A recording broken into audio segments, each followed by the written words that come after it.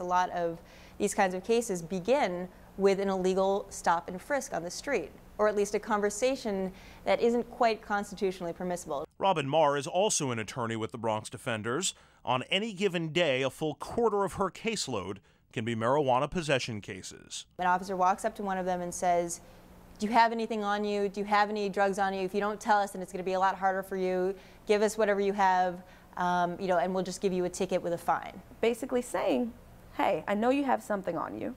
If you let me know what that is, won't be a problem. I'll give you a ticket. That's the big inducement. I'll give you a ticket. You'll go home. Don't worry about it. And they say as soon as the officers see the marijuana, out come the handcuffs. Do you have anything suspicious in your pocket?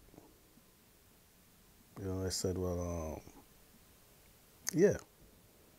They asked me to go into my pockets and take out what I had in my pockets. So it was a joint, you know, and they just said you're under arrest for possession of marijuana.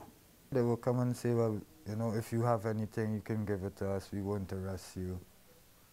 And some guys do fall for it and they be arrested immediately. They are put in the back of the squad car, they're taken to the police station, they are fingerprinted, photographed, and they are generally kept in custody for 24 or more hours. If that's not the police creating a crime, I don't know what is. And I think it's really outrageous, and I think stopping it probably requires an outcry from the community, and I hope that that happens.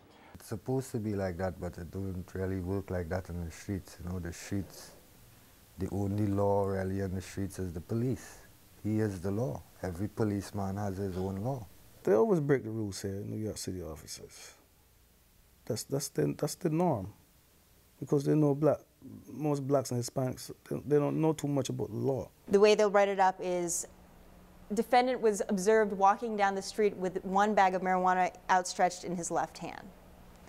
And, you know, I don't believe that many of my clients actually walk around with their marijuana in their hand. It is trickery. It's legal trickery. The police have the power, or I should say, it is not unlawful for an officer to make false statements to a citizen on the street to get him or her to turn over contraband. It would clearly be contrary to the spirit of the 77 law. Absolutely. The whole point of the decriminalization law was that the police had better things to do. And, well, one of the points of it was that the police had better things to do. And this kind of arrest, I think, clearly runs contrary to that. So what happens after you're arrested, rightly or wrongly, for marijuana possession? Most people, for their first offense, sit in jail for anywhere from 24 to 72 hours. All that time leads to an appearance before a judge, which usually lasts less than a minute. They're given a $25 fine and something called an ACD, adjournment in contemplation of dismissal. It means if you stay out of trouble for 1 year, the case is dismissed. The problem is that for people who, for example, work for the Board of Education or people who have licenses for their jobs, this appears as an open criminal case and can affect their employment. This is also a problem for, I've had several clients who've been trying to join the military, and while they have this pending ACD, they're not allowed to join the military. Also, if you're a legal alien and have a green card, an arrest can still lead to deportation.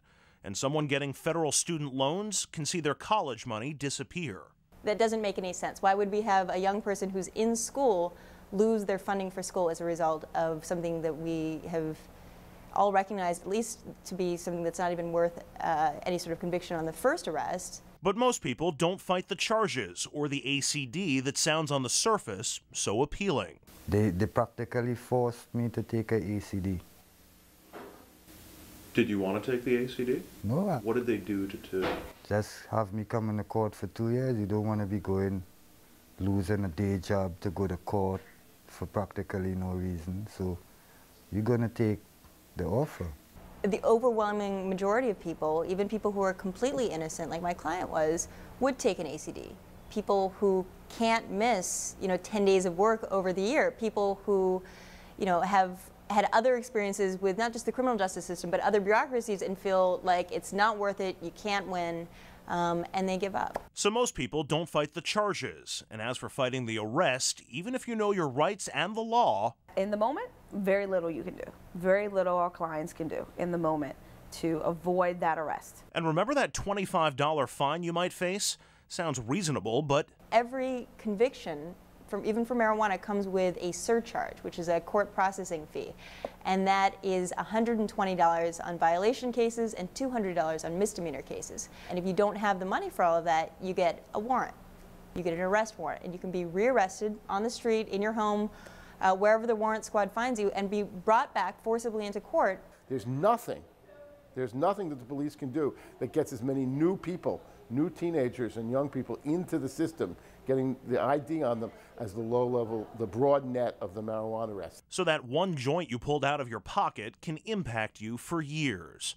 We and the other major players profiled in this story spoke with a number of NYPD officers to try and find out why the department arrests so many people. None would speak on camera, but two names were frequently mentioned.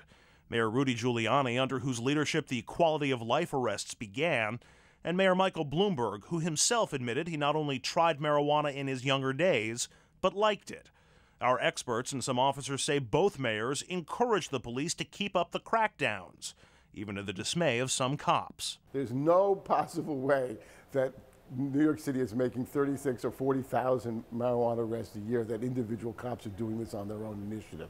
The police department is a military-like organization. It is a top-down organization. And according to a University of Chicago study, Levine cites, the arrests don't even do what they're intended to do. Not only do the marijuana arrests not reduce crime, they probably increase crime.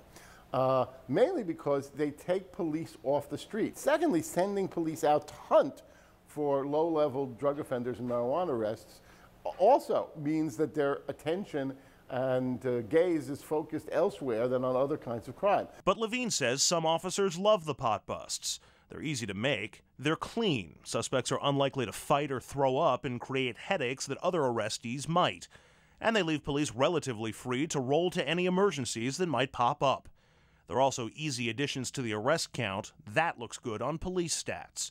And there's one other reason Levine names: overtime. The major way to get overtime is to make an arrest toward the end of one's shift.